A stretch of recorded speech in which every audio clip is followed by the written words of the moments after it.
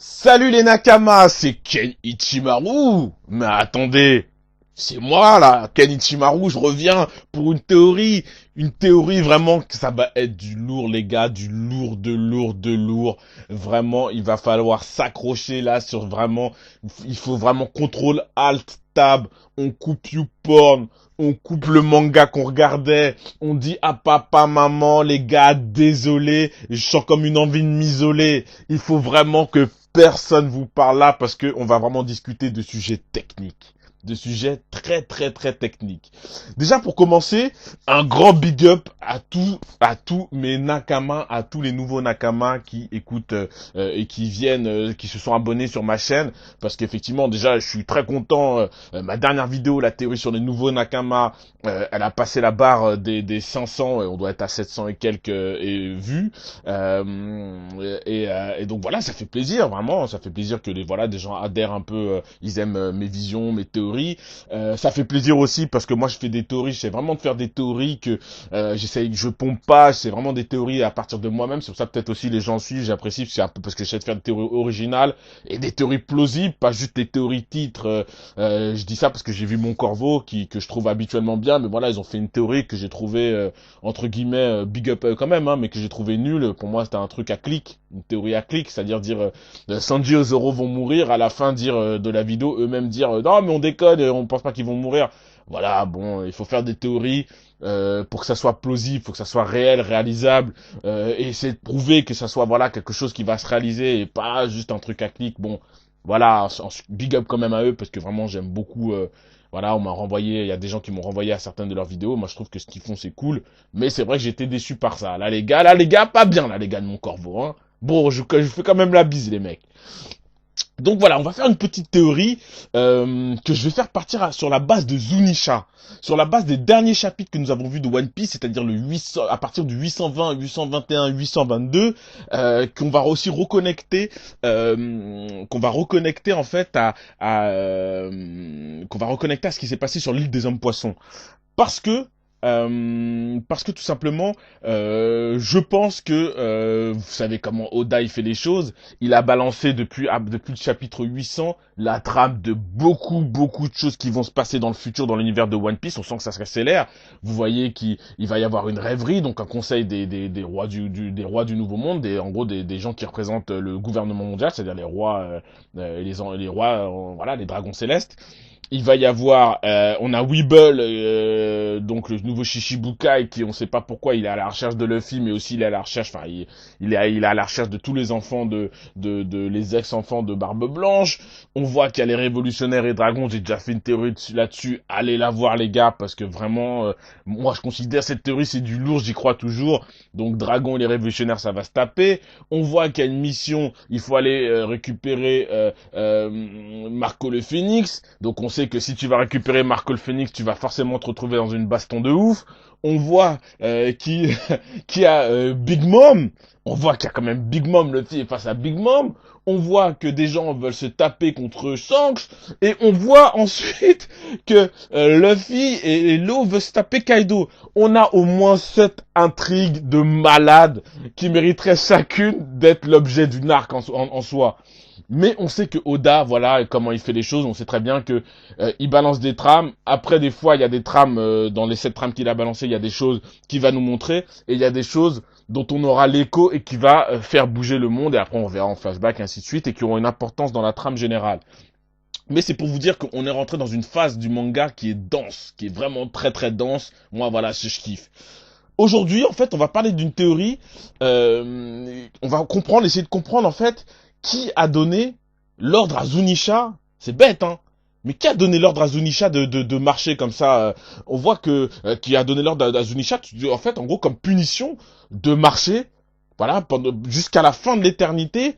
Il y a quelqu'un qui a donné cette punition à Zunisha. Quel crime Zunisha a commis pour avoir à marcher? Le mec, on voit que c'est un éléphant géant, un animal gigantesque, puissant, qui domine les mers, qui marche, il est tellement grand, tellement balèze, il marche sur l'océan, ses pieds, il marche, il n'y a pas de problème, il coule pas, il porte carrément même une civilisation sur le dos. Donc voilà, quel crime a commis Zunisha et pourquoi Zunisha marche comme ça, voilà, depuis 1000 ans? Pour moi, je pense que soit Zunisha il a tué quelqu'un, soit Zunisha il a tout simplement trahi quelqu'un. Donc si on se considère que Zunisha, ça fait quasiment 1000 ans ou près de 1000 ans qu'il est en train de marcher, badabim, badaboum, ça correspond à 800 ans, à 200 ans, 100 ans, 200 ans près. Ça correspond à la fameuse guerre qu'il y a eu entre l'Empire, un empire qui est légendaire, technologiquement légendaire et tout, et ceux qui sont fait appeler longtemps après les Dragons Célestes, et ensuite, à savoir, le gouvernement mondial, et qui ont formé par la suite le gouvernement mondial. Donc moi je pense qu'en fait Zunisha il a eu un rôle important. Il a eu un rôle important durant la guerre qui a opposé les dragons célestes et donc ceux qui allaient devenir les dragons célestes, c'est-à-dire les anciens gouvernements qui ont attaqué la civilisation, très certainement la civilisation des dés, et que Zunisha peut-être il a trahi, il a commis un crime, il a tué, il a fait quelque chose qu'il n'aurait pas dû faire. D'accord? Et je pense aussi que Zunisha, il a un lien, il fait partie des espèces d'animaux mythiques, parce qu'on voit que dans One Piece, il y a tout un tas d'animaux, il y a tout un tas de bêtes, des hommes poissons, il y a beaucoup de races différentes, mais il y a aussi des animaux, entre guillemets, mythiques, et je pense aux monstres marins, de l'île des hommes poissons, qui parlent à la princesse Shirahoshi. On voit que Zunisha, il est comme ces êtres-là, ces poissons, ces grands monstres marins, il a une capacité de parler, il y a très peu de personnes qui peuvent l'entendre, mais la capacité de comprendre et de parler et de parler la langue, effectivement, entre guillemets, des hommes et des êtres humains, sauf que très peu peuvent l'entendre et il peut parler avec très peu.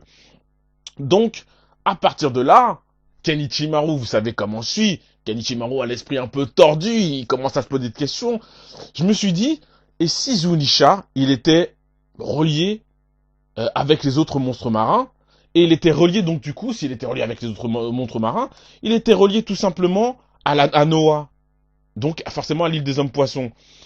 Parce que effectivement, l'arche Noah, sur laquelle donc les hommes poissons sont censés effectivement, selon la promesse de Joy Boy, sont censés aller et puis donc quitter l'île des hommes poissons pour aller vers un monde entre guillemets, un âge nouveau, aller à la surface.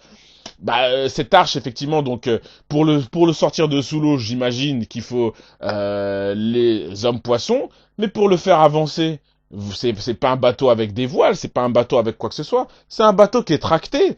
Si vous vous souvenez, j'essaierai de mettre l'image. D'ailleurs, quand Noah est arrêté par les monstres marins, ils tiennent les cordes de Noah, ils tiennent une espèce de grosses ancres en fer.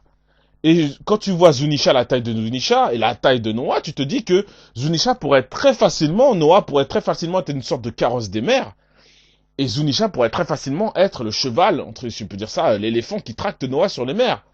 Donc à partir de là, Zunisha, il est possible, selon moi, que Zunisha ait commis un crime important, et que tout simplement, il ne faut pas aller chercher bien loin, les gars.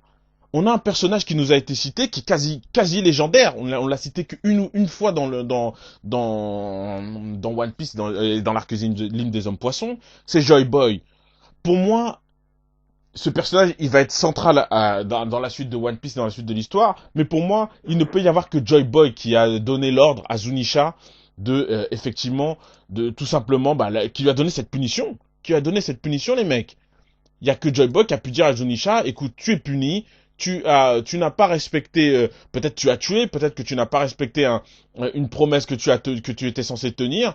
Donc à partir de là, je t'ordonne de marcher et d'attendre surtout le moment de la venue, effectivement, d'un homme, très certainement un descendant de Joy Boy, un descendant de la civilisation des dés, qui te donnera le contre-ordre et qui te donnera le signal pour lequel tu comprendras que ta mission débute. À savoir, peut-être tirer l'homme qui est providentiel, c'est l'homme qui va effectivement tirer via les hommes poissons, les monstres marins, mettre les hommes poissons sur l'arche, les ramener à la surface, et ensuite la mission de Zunisha sera de les tracter vers une île, vers un endroit bien précis. Donc voilà. Pourquoi je pense effectivement que du coup Zunisha entre guillemets était faite pour ça, et pourquoi Luffy entre guillemets est l'homme, si on peut dire ça, de la prophétie, parce qu'on sait que avant de mourir, Roger il a dit notamment à Barbe Blanche, et Barbe Blanche nous l'a dit à nous, et il l'a dit surtout à Teach, il a dit que Roger attendait un homme. Il a dit à Roger, il a dit à Teach, Barbe Blanche, tu n'es pas l'homme que Roger attendait. Et ouais les mecs, tu n'es pas l'homme que Roger attendait, Teach. Tu as les capacités, tu as le vernis, tu as l'apparence, mais tu n'es pas l'homme que Roger attendait.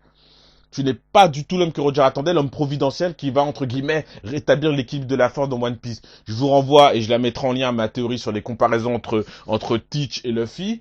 Et je vous renverrai aussi, parce que je vais faire une théorie là-dessus, sur les comparaisons et l'adoubement invisible de Luffy par l'ancien équipage de Roger. Parce que moi, je pense que Roger, comme j'ai pu vous le dire dans une théorie précédente, Roger n'a pas accompli sa mission totalement, donc il a dû mourir et confier sa mission au futur. C'est pour ça qu'il a lancé l'ère de la piraterie en disant j'ai un trésor à aller chercher, en espérant que un dé ait la volonté, un autre dé que lui ait la volonté d'aller accomplir ce rêve à sa place. Roger, en fait, il n'a pas pu accomplir sa mission parce qu'il était malade. Ça, Riley nous l'a dit. Et on a su aussi, dans l'arc 0, mais notamment par Doflamingo, ainsi de suite, et par des théories que j'ai faites, que je vous envoie regarder, que Roger aussi n'aurait pas pu de toute façon accomplir sa mission parce qu'il est en train de mourir. Et pour moi, il est en train de mourir parce qu'en fait, Roger, on sait qu'il avait la maîtrise des armes antiques, et il a trouvé notamment Uranus, et Uranus, il avait fait l'utilisation d'Uranus, et pour moi, comme je vous l'ai dit dans une théorie, la spécificité d'Uranus, comme arme antique, c'est une arme antique qui, selon moi, elle gruge ta santé. Si tu utilises Uranus, tu crèves un peu. Tu crèves un peu, tu crèves un peu, tu crèves un peu. Petit à petit, ça te tue. Voilà.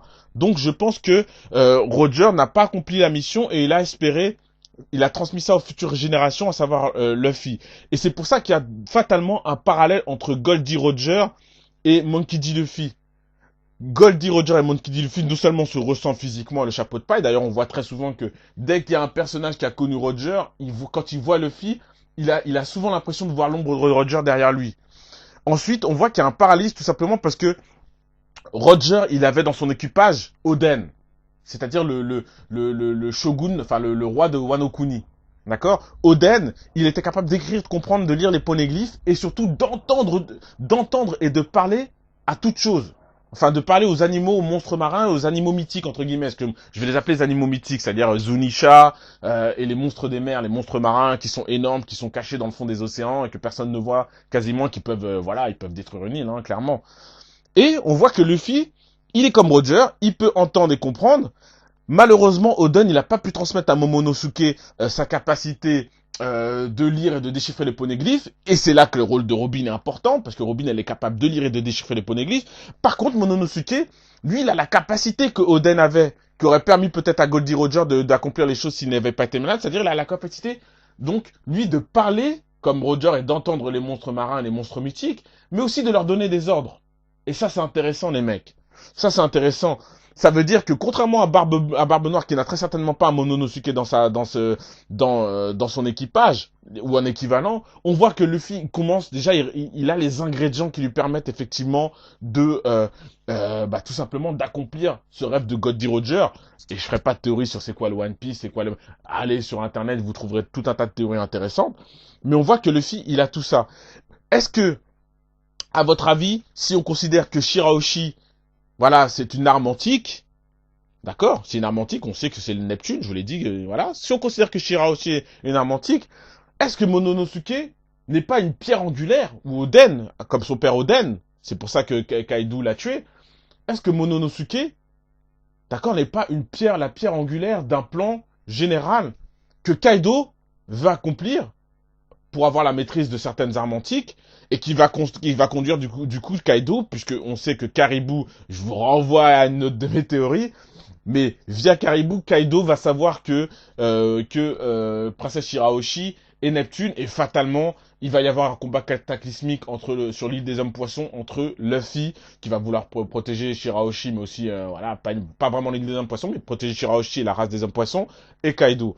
Donc, est-ce qu'à votre avis, Kaido n'est pas en recherche tout simplement de Momonosuke parce qu'il est la pierre angulaire, potentiellement, peut-être pas forcément une arme antique, mais une arme primordiale pour atteindre le One Piece ou pour avoir une maîtrise sur les océans. Voilà. Vous ne pensez pas? Parce qu'on voit très certainement que Doflamingo, du coup, lui-même, il mentionne ça. On voit que dans la conversation, effectivement, que Goldie Rogers et Barbe Blanche, ils parlent des armes antiques, du contrôle du monde via un certain nombre de choses. Donc voilà, je pense qu'effectivement, comme j'ai pu vous le dire, donc du coup, bah, Luffy et les dés avec le Wano Kuni vont s'allier pour effectivement former cette espèce d'alliance avec des armes antiques. Donc par conséquence, Luffy aura un contrôle des armes antiques et d'éléments essentiels qui vont permettre d'atteindre le One Piece. Et maintenant, parlons un peu de euh, finalement de Jack et de Kaido. Parce que du coup, on voit que le combat ou un violent combat est de plus en plus, on va dire, de plus en plus probable entre Kaido et Luffy. Pour quelle raison? Bah, premièrement, déjà, Kaido, on sait qu'il prépare une guerre. Kaido prépare une guerre. Et quand on prépare une guerre, on veut préparer des hommes. Me demandez pas pourquoi. Moi, je pense, même si je pense que, enfin, si, je vais vous dire pourquoi. Kaido, il privilégie les Zoan. Je pense tout simplement parce qu'on on sait que les Zoan sont des gens qui ont les gens qui ont un Free Zoan ont une plus grande résistance physique, ont des plus grandes capacités physiques. Donc, on combat un Zoan, c'est important.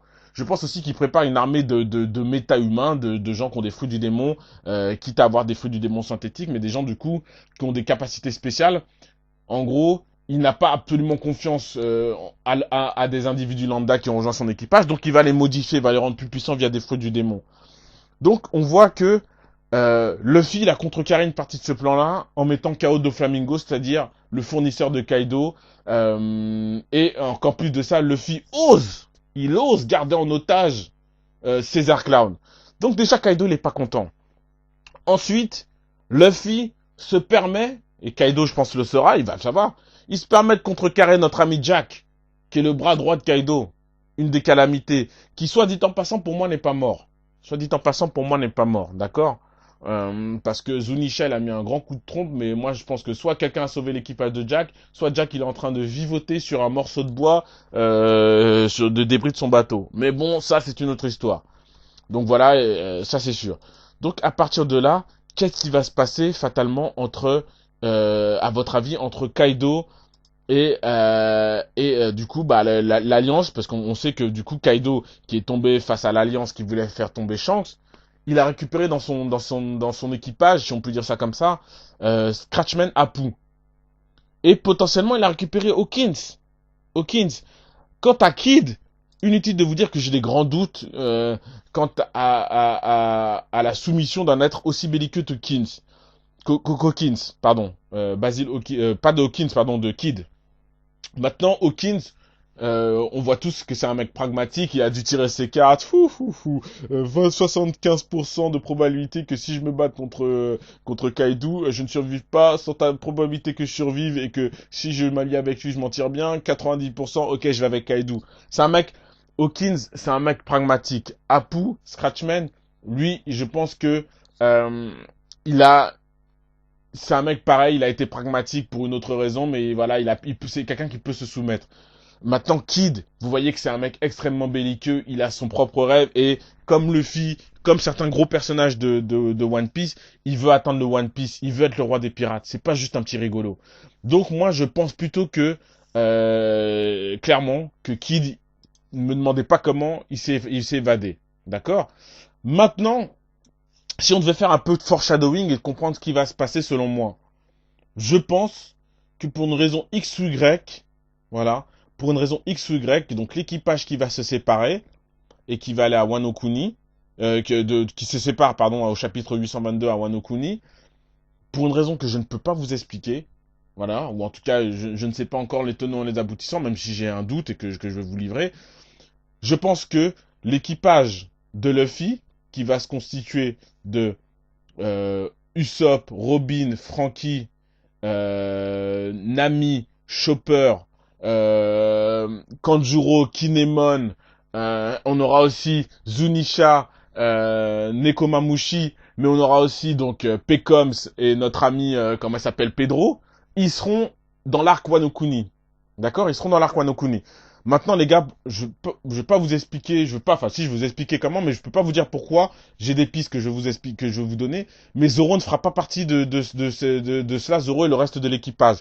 Parce que je pense qu'il y aura une situation qui va être délicate au départ de Luffy au chapitre 822.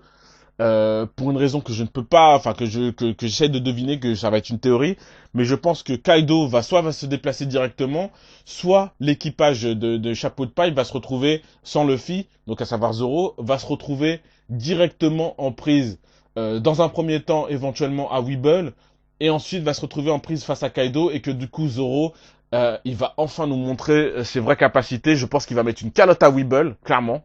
Clairement, je pense que Zoro, parce que beaucoup de personnes disent oui, ouais, depuis l'arc de 2 ans, pour moi les mecs ouais ils sont devenus plus forts, mais bon, c'est quoi le nouveau monde? Grand Line finalement c'est pas si chaud que ça.